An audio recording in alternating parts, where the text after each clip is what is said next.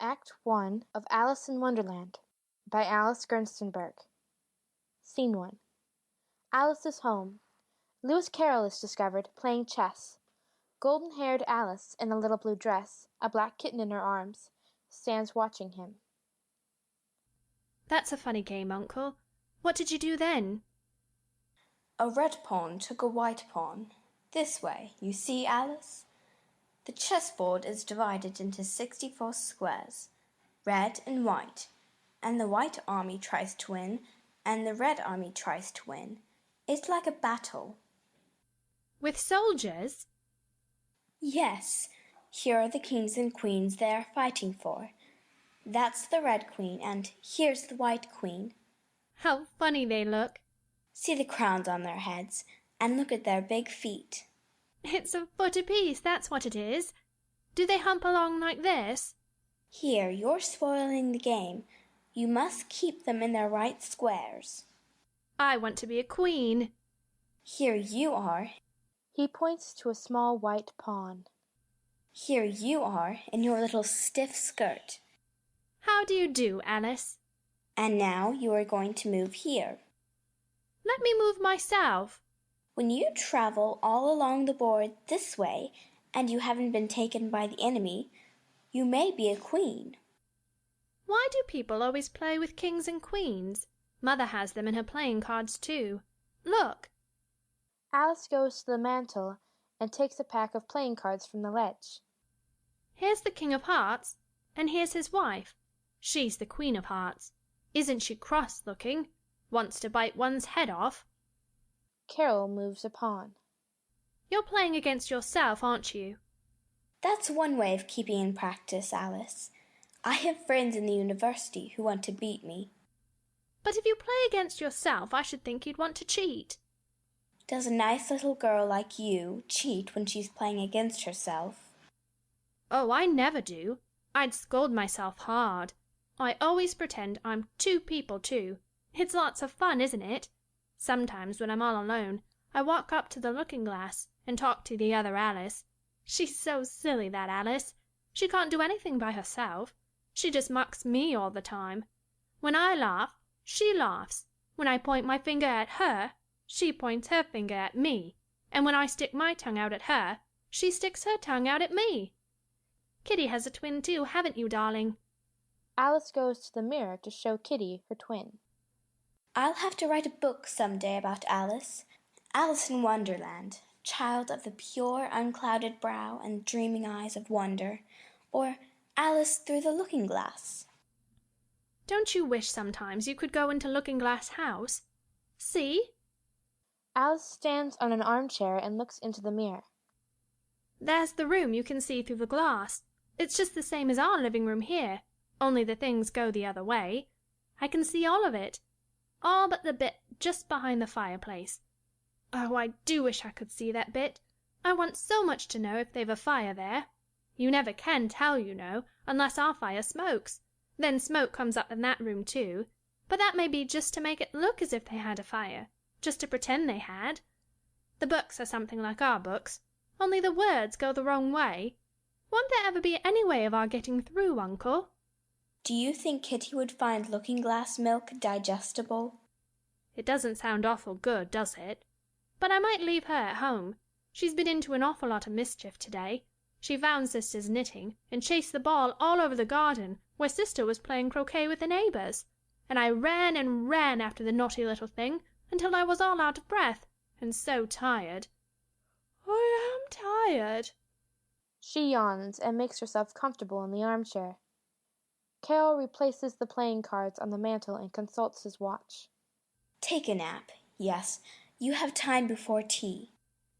We're going to have mock turtle soup for supper. I heard Mamma tell the cook not to pepper it too much. What a funny little rabbit it is, nibbling all the time. He leans gently over the back of her chair, and seeing that she is going to sleep, puts out the lamplight and leaves the room. A red glow from the fireplace illumines Alice. Dream music. A bluish light reveals the red chess queen and the white chess queen in the mirror. The red queen points to Alice and says in a mysterious voice, There she is. Let's call her over. Do you think she'll come? I'll call softly. Alice. Hist! Alice! Alice. Hush! If she wakes and catches us. Alice, come through into Looking Glass House. House. Their hands beckon her. Alice rises and talks sleepily. The queens disappear. Alice climbs from the arm of the chair to the back of another, and so on, up to the mantel edge, where she picks her way daintily between the vases. I don't know how I can get through. I've tried before, but the glass was hard, and I was afraid of cutting my fingers. She feels the glass and is amazed to find it like gauze. Why, it's soft like gauze. It's turning into a sort of mist. Why, it's easy to get through. Why, I'm going through. She disappears. Scene 2 is Scene 1 reversed. The portieres are black and red squares like a chessboard. A soft radiance follows the characters mysteriously. As the curtain rises, Alice comes through the looking-glass, steps down, looks about in wonderment, and goes to see if there is a fire. The Red Queen rises out of the grate and faces her haughtily. Why, you're the Red Queen. Of course I am. Where do you come from, and where are you going? Look up, speak nicely, and don't twiddle your fingers. I only wanted to see what the looking-glass was like. Perhaps I've lost my way. I don't know what you mean by your way. All the ways about here belong to me. Curtsy while you're thinking what to say. It saves time. I'll try it when I go home. The next time I'm a little late for dinner. It's time for you to answer now. Open your mouth a little wider when you speak, and always say, Your Majesty. I suppose you don't want to lose your name? No, indeed. And yet I don't know. Only think how convenient it would be if you could manage to go home without it. For instance, if the governess wanted to call you to your lessons, she would call out, Come here! And there she would have to leave off, because there wouldn't be any name for her to call, and of course you wouldn't have to go, you know. That would never do, I'm sure. The governess would never think of excusing me from lessons for that. If she couldn't remember my name, she'd call me Miss, as the servants do. Well, if she said Miss and didn't say anything more, of course you'd miss your lessons. I dare say you can't even read this book. It's all in some language I don't know. Why, it's a looking-glass book, of course, and if I hold it up to a glass, the words will all go the right way again. Jabberwocky, 'twas brillig, and the slithy toes did gyre and gimble in the wabe. All mimsy were the borogoves, and the mome wraiths outgrabe. It seems very pretty, but it's rather hard to understand. Somehow it seems to fill my head with ideas, only I don't exactly know what they are. I dare say you don't know your geography either. Look at the map. She takes a right-angle course to the portieres and points to them with her scepter. It's marked out just like a big chessboard. I wouldn't mind being a pawn, though of course I should like to be a Red Queen best. That's easily managed. When you get to the 8th square, you'll be a queen. It's a huge game of chess that's being played all over the world. Come on, we've got to run. Faster! Don't try to talk. I can't. Faster! Faster! Are we nearly there? Nearly there! Why, we passed it 10 minutes ago. Faster! You may rest a little now. Why, I do believe we're in the same place. Everything's just as it was. Of course it is. What would you have it? Well, in our country, you generally get to somewhere else, if you ran very fast for a long time as we've been doing. A slow sort of country. Now here, you see, it takes all the running you can do to keep in the same place. If you want to get somewhere else, you must run at least twice as fast as that. I'd rather not try, please. I'm quite content to stay here, only I am so hot and thirsty. I know what you'd like. She takes a little box out of her pocket. Have a biscuit? Alice, not liking to refuse, curtsies as she takes the biscuit and chokes. While you're refreshing yourself, I'll just take the measurements. She takes a ribbon out of her pocket and measures the map with it. At the end of 2 yards I shall give you your directions. Have another biscuit? No, thank you. One's quite enough. Thirst quenched, I hope? At the end of 3 yards I shall repeat them, for fear of your forgetting them. At the end of 4 I shall say good-bye, and at the end of 5 I shall go. That square belongs to Humpty Dumpty, and that square to the Griffin and Mock Turtle, and that square to the Queen of Hearts. But you make no remark? I didn't know I had to make one just then. You should have said, "It's extremely kind of you to tell me all this." However, we'll suppose it said, 4. Goodbye. 5. Red Queen vanishes in a gust of wind behind the portieres. Rabbit music. White Rabbit comes out of the fireplace and walks about the room hurriedly.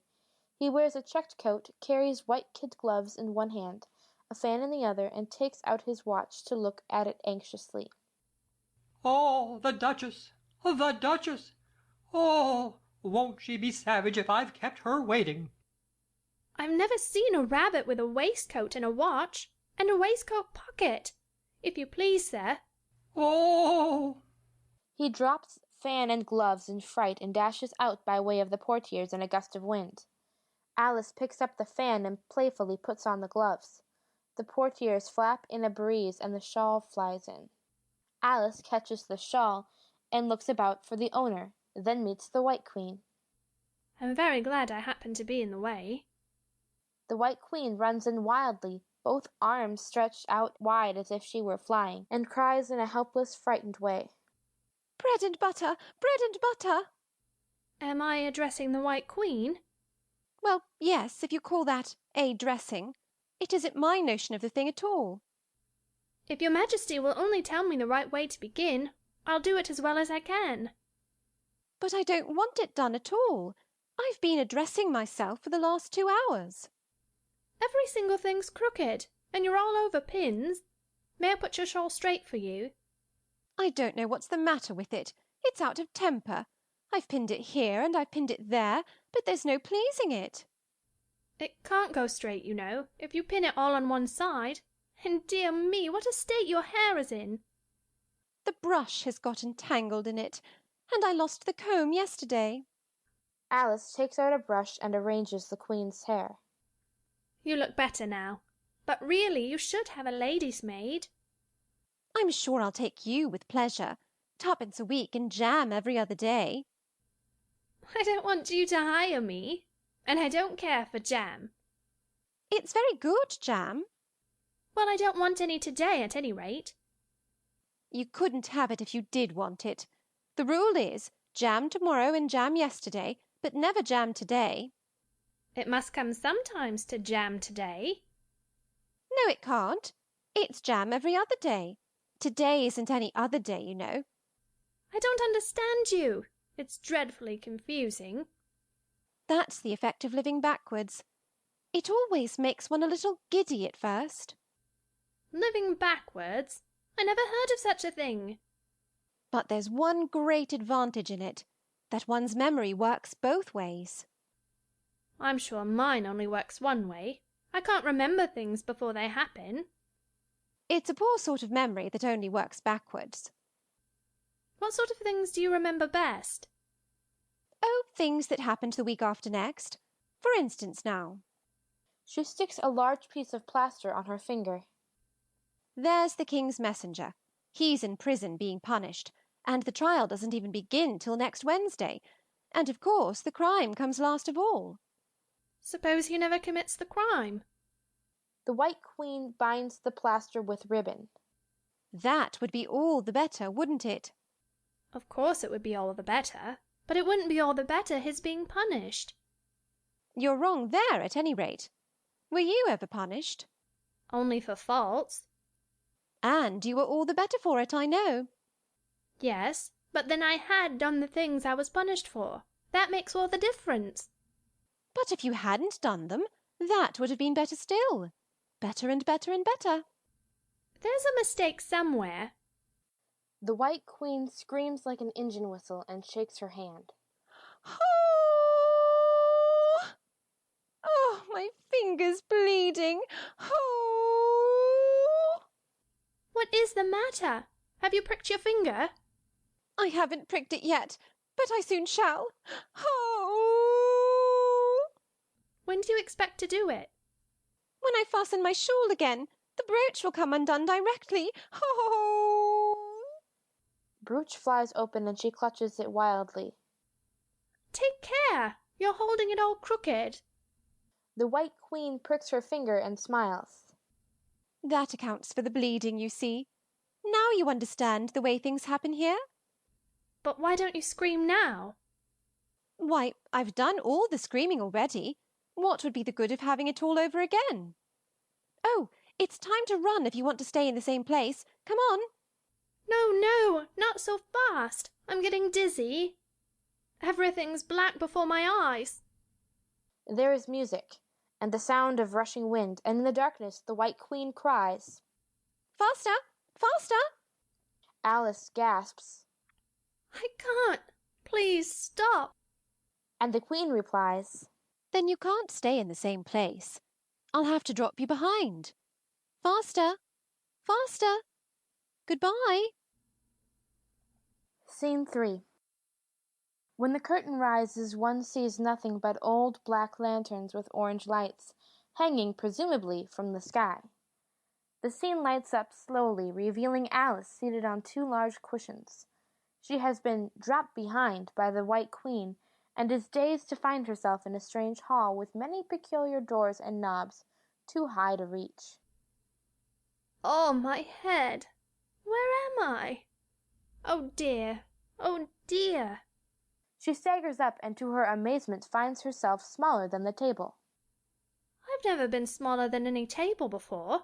I've always been able to reach the knobs. What a curious feeling. Oh, I'm shrinking. It's the fan. The gloves. She throws them away, feels her head, and measures herself against the table and doors. Oh, saved in time. But I never. Oh, my fan and gloves! Where am I? Oh, Mr. Rabbit, please help me out. I want to go home. I want to go home. Oh, the Duchess! Oh, my fur and whiskers! She'll get me executed, as sure as ferrets are ferrets. Oh, you have them! I'm sorry. You dropped them, you know. The White Rabbit picks up fan and gloves and patters off. She'll chop off your head! If you please, sir. Where am I? Won't you please? Tell me how to get out. I want to get out. The White Rabbit looks at his watch. Oh, my ears and whiskers! How late it's getting! A trap door gives way and Rabbit disappears. Alice dashes after, only in time to have the trap door bang in her face. It's a rabbit hole. I'm small enough to fit it too. If I shrink any more, it might end in my going out altogether like a candle. I wonder what I would be like then. What does the flame of a candle look like after the candle is blown out? I've never seen such a thing. Humpty Dumpty sits on a wall. Don't stand chattering to yourself like that, but tell me your name and your business. My name is Alice, but It's a stupid name enough. What does it mean? must a name mean something? Of course it must. My name means the shape I am, and a good handsome shape it is, too. With a name like yours, you might be any shape, almost. You're Humpty Dumpty, just like an egg. It's very provoking to be called an egg. Very. I said you looked like an egg, sir. And some eggs are very pretty, you know. Some people have no more sense than a baby. Why do you sit here all alone? Why, because there's nobody with me. Did you think I didn't know the answer to that? Ask another. Don't you think you'd be safer down on the ground? That wall's so very narrow. What tremendously easy riddles you ask. Of course I don't think so. Take a good look at me. I'm one that has spoken to a king, I am. And to show you I'm not proud, you may shake hands with me. He leans forward to offer Alice his hand, but she is too small to reach it. However, this conversation is going on a little too fast. Let's go back to the last remark but one. I'm afraid I can't remember it. In that case, we start fresh, and it's my turn to choose the subject. You talk about it just as if it were a game. So here's a question for you. How old did you say you were? 7 years and 6 months. Wrong! You never said a word about it. Now, if you'd asked my advice, I'd have said leave off at 7, but... I never ask advice about growing. Too proud? What a beautiful belt you've got on. At least, a beautiful cravat, I should have said. No, a belt, I mean. I beg your pardon. If only I knew which was neck and which was waist. It is a most provoking thing when a person doesn't know a cravat from a belt. I know it's very ignorant of me. It's a cravat, child, and a beautiful one, as you say. There's glory for you. I don't know what you mean by glory. When I use the word, it means just what I choose it to mean, neither more nor less.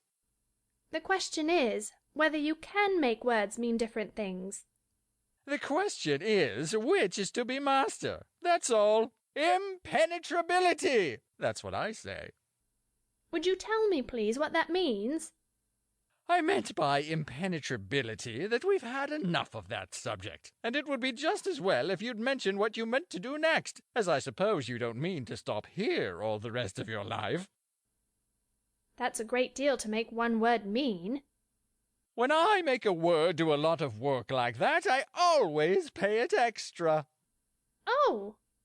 Ah, you should see 'em come round me of a Saturday night, for to get their wages, you know. That's all. Goodbye. Goodbye, till we meet again. I shouldn't know you again if we did meet. You're so exactly like other people. The face is what one goes by generally. That's just what I complain of. Your face is the same as everybody has. The 2 eyes, so, nose in the middle, mouth under. It's always the same. Now, if you had the 2 eyes on the same side of the nose, for instance, or the mouth at the top, that would be some help. It wouldn't look nice. Wait till you've tried. Goodbye. He disappears as he came. Oh, I forgot to ask him how to... She tries to open the doors. They are all locked. She begins to weep. She walks weeping to a high glass table and sits down on its lower ledge. She sits on a big golden key and picks it up in surprise. She tries it on all the doors, but it does not fit. She weeps, and Wonderland grows dark to her in her despair. In the darkness she cries, Oh, I'm slipping. Oh, it's a lake. Oh, my tears. I'm floating. A mysterious light shows a drink me sign around a bottle on the top of the table. Alice floats up to it panting, and holding on to the edge of the table takes up the bottle. It isn't marked poison. She sips at it. This is good. Tastes like cherry tart, custard, pineapple, roast turkey, toffee, and hot buttered toast, all together. Oh, I'm letting out like a telescope. A mysterious light shows her lengthening out. Music. But the lake is rising too. Oh, it's deep. I'm drowning. Help! Help! I'm drowning. I'm drowning in my tears. Yizker! Yizker! The griffin, a huge green creature with big glittering wings, appears where Humpty Dumpty had been and reaches glittering claws over to grab and save Alice. Scene 4 is symbolic of a wet and rocky shore in a weird green light. The mock turtle is weeping dismally. Yizker! Yizker! Yizker! The mock turtle answers with his weeping. The griffin drags Alice in. Drop your tears into the sea with his. He sobs as if he had a bone in his throat. He sighs as if his heart would break. What is his sorrow? Oh, Griffin, it's terrible. It's all his fancy, that. Mock Turtle hasn't got no sorrow. This here young lady, she wants for to know your history, she do. I'll tell her. Sit down, both of you, and don't speak a word till I've finished. I don't see how you can ever finish if you don't begin. Once I was a real turtle. A long silence is broken only by the exclamations of the griffin and the heavy sobbing of the mock turtle.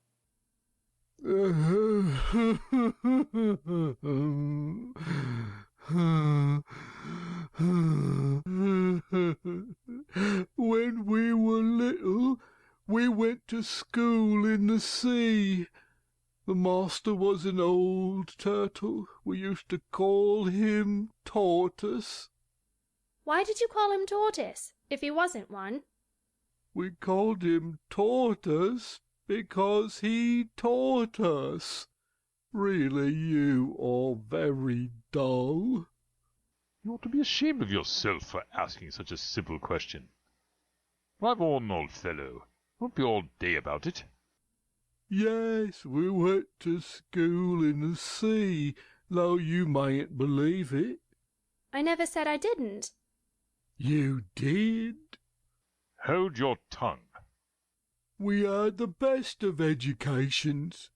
In fact, we went to school every day. I've been to a day school too. You needn't be so proud as all that. With extras? Yes, we learned French and music. And washing?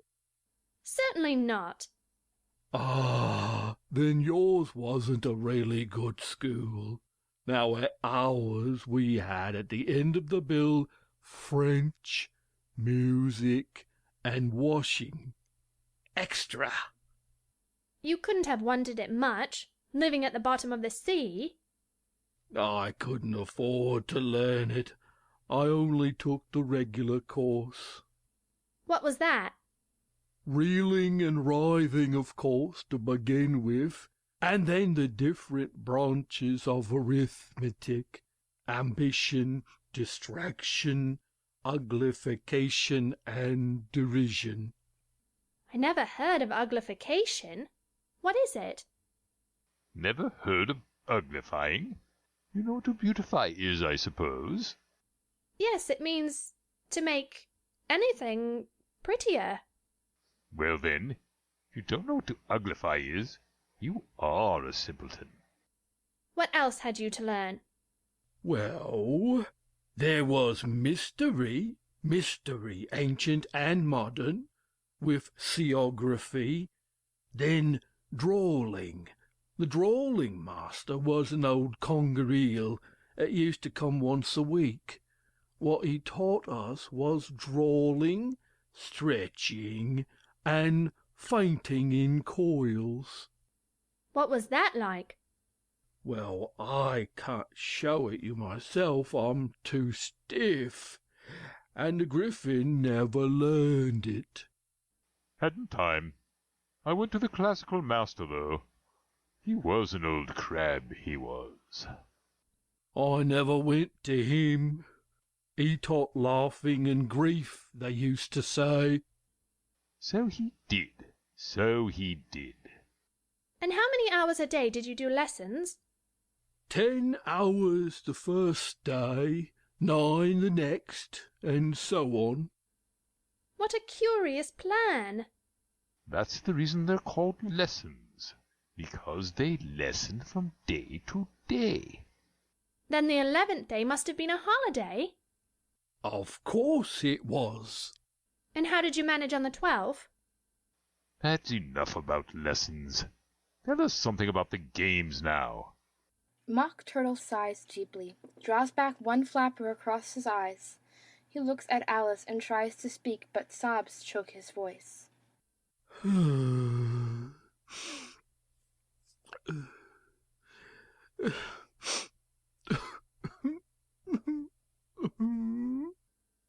griffin punches him on the back. Same as if he had a bone in his throat. The Mock Turtle with tears running down his cheeks. You may not have lived much under the sea. I haven't. And perhaps you were never even introduced to a lobster. I once tasted... No, never. So you can have no idea what a delightful thing a lobster quadrille is. No, indeed. What sort of a dance is it? Why, you first form into a line along the seashore. 2 lines, seals, turtles, salmon, and so on. Then when you've cleared all the jellyfish out of the way, That generally takes some time. you advance twice. Each with a lobster as a partner. Of course, advance twice set to partners. Change lobsters and retire in same order. Then, you know, you throw the lobsters! as far out to sea as you can. Swim after them! Turn a somersault in the sea. Change lobsters again. Back to land again. And that's all the first figure. It must be a very pretty dance. Would you like to see a little of it? Very much indeed. Come, let's try the first figure. We can do it without the lobsters, you know. Which shall sing? Oh, you sing. I've forgotten the words. Creatures solemnly dance round and round Alice, treading on her toes, waving forepaws to mark time while Mock Turtle sings. Will you walk a little faster, said a whiting to a snail. There's a porpoise clear behind us, and he's treading on my tail. See how eagerly the lobsters and the turtles all advance. They are waiting on the shingle. Will you come and join the dance? Will you, won't you, will you, won't you, will you join the dance? Will you, won't you, won't you join the dance? You can really have no notion how delightful it will be when they take us up and throw us with the lobsters out to sea. But the snail replied, too far, and gave a look askance. Said he thanked the whiting kindly, but he would not join the dance. Would not, could not, would not, could not, would not join the dance. Would not, could not, would not, could not join the dance. The creatures dance against Alice, pushing her back and forth between them. She protests and finally escapes. They bump against each other. Thank you. It's a very interesting dance to watch, and I do so like that curious song about the whiting. Oh, as to the whiting, you've seen them, of course. Yes, I've often seen them at Checks herself hastily. Well, I don't know where Din may be, but if you've seen them so often, of course, you know what they're like. I believe so. They have their tails in their mouths, and they're all over crumbs. You're wrong about the crumbs. Crumbs would all wash off in the sea. But they have their tails in their mouths, and the reason is... Mock Turtle yawns and shuts his eyes. Tell her about the reason and all that.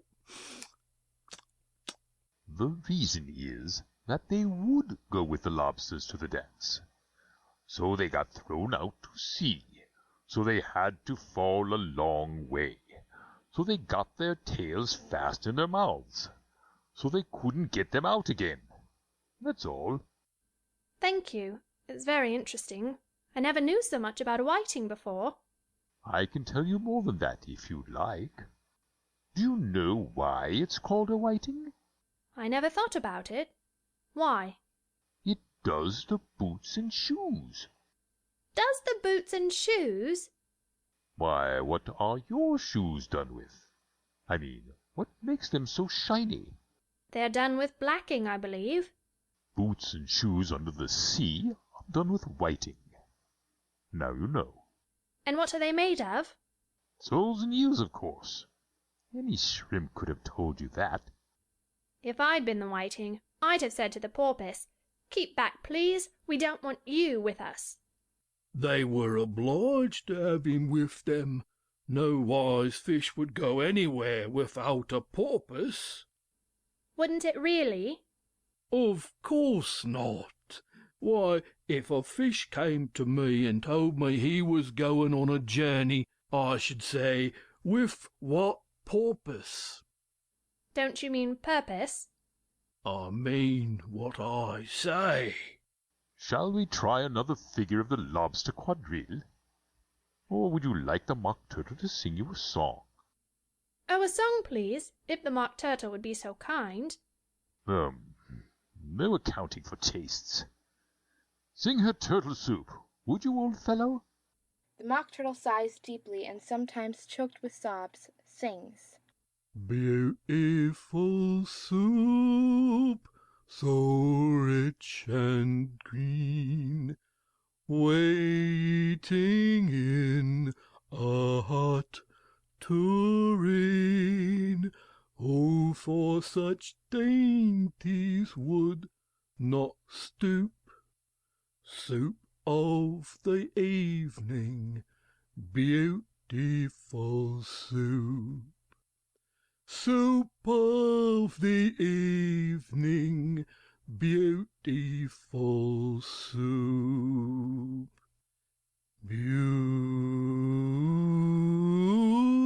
Beautiful soup,